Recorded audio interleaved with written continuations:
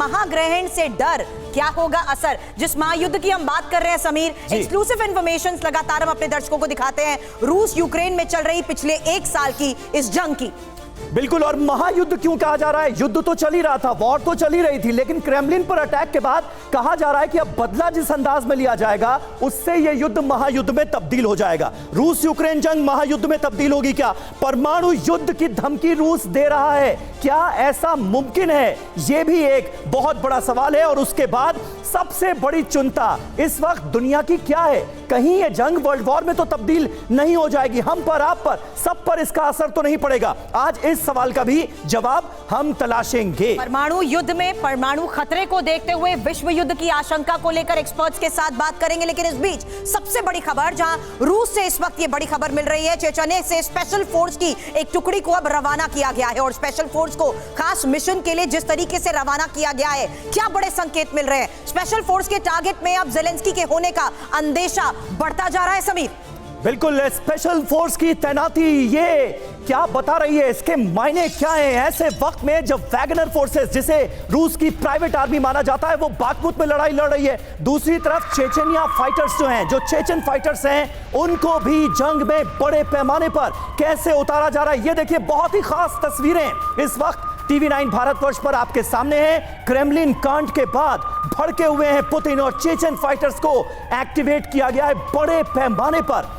इतने ज्यादा Chechen fighters Surabhi एक साथ एक जगह पर इससे पहले हमने नहीं देखे। बिल्कुल, लेकिन इस बीच इंफॉर्मेशन वॉल पर इसी मिशन के बारे में जानकारी, जहां रूस का मिशन ज़ेलेंस्की अब अगर शुरू हो रहा है तो क्या बड़े कदम उठाए जा रहे हैं? महत्वपूर्ण यह है कि किस तरीके से चेचन्या के सैनिकों को अब स्पेशल ट्रेनिंग को दिए जाने को लेकर एक सबसे बड़ी खबर आई है। साथ ही यह भी देखा गया है कि किस तरीके से अब मिशन ज़ेलेंस्की की बड़े फैसले लेने की कोशिश यहां पर रूस कर रहा है समीर। बिल्कुल, और दूर से वार करने वाले स्पेशल हथियारों से ये लैस नजर आ रहे हैं। आप इन पर गौर करेंगे इन तस्वीरों पर तो पाएंगे कि कितने अत्याधुनिक हथियारों से इन्हें लैस किया गया है। ज़ेलेंस्की पर घात लगाकर हमले की आशंका है। याद कीजिए, क्रेमलिन अटैक के बाद रूस ने धमकी एग्जैक्टली यही दी थी कि अब ज़ेलेंस्की को एलिमिनेट करने का ऑप्शन ही बचा है हमारे पास। लेकिन इंफॉर्मेशन ये भी है कि चेचन्या की राजधानी रोजनी से ये स्पेशल फोर्स अब रवाना हो रही है, जहां पिछले साल हमने देखा कैसे चेचन सैनिकों के ऑपरेशन में ज़ेलेंस्की बाल बाल बचे थे।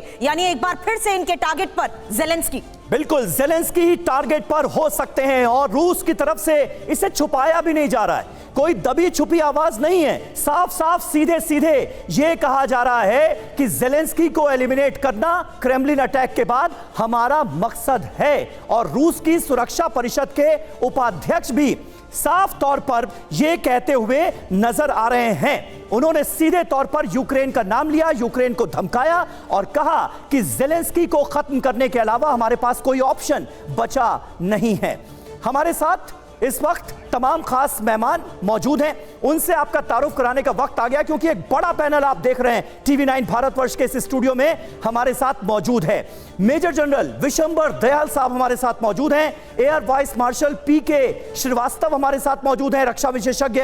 मेजर जनरल वीके दत्ता हमारे साथ स्टूडियो में मौजूद हैं। डॉक्टर पीके घोष रिटायर्ड नेवी ऑफिसर हैं, वो हमारे साथ मौजूद हैं। और इसके अलावा सुरभि ज्योतिषाचार्यों का भी एक बड़ा पैनल। बिल्कुल, और खास परिचय करा देते हैं आध्यात्मिक गुरु इस वक्त पवन सिन्हा हमारे साथ हैं। बहुत बहुत स्वागत है आपका टीवी 9 के स्टूडियो में। दीपा शर्मा इस वक्त ज्योतिषाचार्य हमारे साथ हैं। आचार्य विक्रमादित्य इस वक्त हमारे साथ जुड़ चुके हैं और पंडित अरविंद शुक्ल ज्योतिषाचार्य इस वक्त हमारे साथ हैं। आप सभी का बहुत बहुत स्वागत है। हालांकि स्थिति को देखते हुए क्या पूरी दुनिया पर चंद्र ग्रहण का भी कोई असर पड़ने वाला है समीर? ये एक बड़ा सवाल बना हुआ है, क्योंकि जिस वॉर ग्रहण की हम बात कर रहे हैं, तमाम ऐसे संकेत मिल रहे हैं कि हालात अब बद से बदतर हो चुके हैं। और इस बीच पुतिन एक ऐसी रणनीति को अब अंजाम देने वाले हैं जहां ज़ेलेंस्की के लिए मुश्किलें अब खत्म होती नहीं नजर आ रही।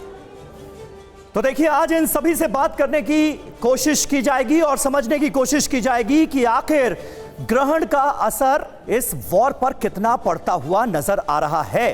पवन सिन्हा साहब, आज मैं शुरुआत आपसे करना चाहता हूं। चंद्र ग्रहण को लेकर, सूर्य ग्रहण को लेकर बहुत तरह की बातें की जाती हैं। ज्योतिषाचार्य कहते हैं कि मानव जीवन पर भी इसका खासा असर पड़ता है। इस तर्क के दूसरी तरफ भी बहुत सारे लोग जो हैं वो अपनी तरह से बातों को रखने की कोशिश करते हैं। लेकिन इन दिनों दुनिया चिंता में है कि कहीं रूस यूक्रेन जंग का दायरा ना बढ़ जाए। आज का ये ग्रहण, अगर इस खबर को इससे मिलाकर देखा जाए तो किस तरह से एनालिसिस आप करेंगे?